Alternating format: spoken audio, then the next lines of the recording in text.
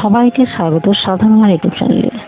আজকে আমি যার কথা বলবো তিনি হলেন প্রয়াত অবিভক্ত মেদিনীপুরের সিপিএম এর প্রাক্তন জেলা সম্পাদক দীপক সরকার। দীপক সরকার হলেন প্রবীণ বামপন্থী নেতা।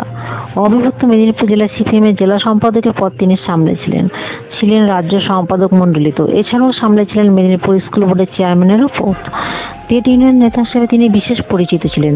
সোমবার রাতে তিনি শেষ নিঃশ্বাস ত্যাগ করেন। দীপকরের মৃত্যু হয়েছে বার্ধক্যজনিত কারণে। তার বয়স হয়েছিল ৮০ বছর।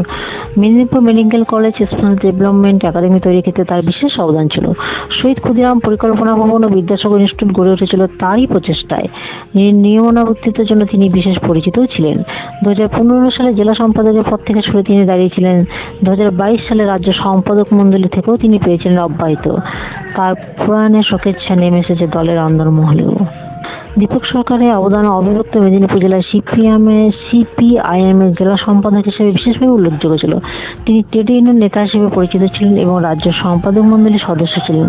তিনি মেদিনীপুর শহরে বিধাননগরে বসবাস করতেন এবং মেদিনীপুর কলেজের প্রাক্তন অধ্যাপক ছিলেন। দীপক সরকারের অবদান অবিভক্ত মেদিনীপুর জেলায় সিপিআইএম এর জেলা সম্পাদক এবং রাজ্য সম্পাদক মণ্ডলীর সদস্য হিসেবে বিশেষভাবে উল্লেখযোগ্য। মেদিনীপুরের সঙ্গে দীপক সরকারের সম্পর্ক ছিল গভীর এবং দীর্ঘ। তিনি অবিভক্ত মেদিনীপুর জেলা সিপিএম এর প্রাক্তন জেলা সম্পাদক ছিলেন। দীর্ঘদিন ধরে এই জেলার রাজনীতিতে গুরুত্বপূর্ণ তিনি ভূমিকা পালন করেছেন। তিনি 1992 সাল থেকে টানা 23 বছর জেলা সম্পাদকের দায়িত্ব পালন করেন। তার মরদেহ মঙ্গলবার মেদিনীপুর কলেজে দান করা হয়েছিল। তিনি একজন বর্ষীয়ান বামপন্থী নেতা হিসেবেও পরিচিত ছিলেন।